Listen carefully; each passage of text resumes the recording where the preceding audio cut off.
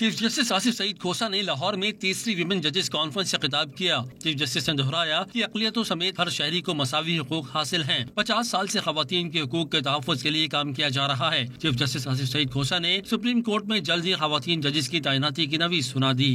We have as many as almost 300 women judges in the district judiciary, and in the High Court now we have female judges, and inshallah soon we shall have a judge or two women judges in the Supreme Court, and this is sure.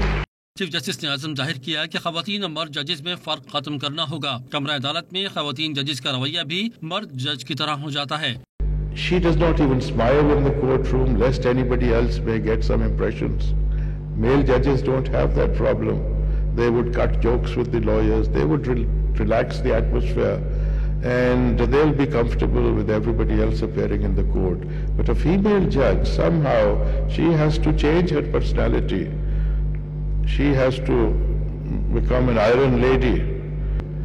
Just relax.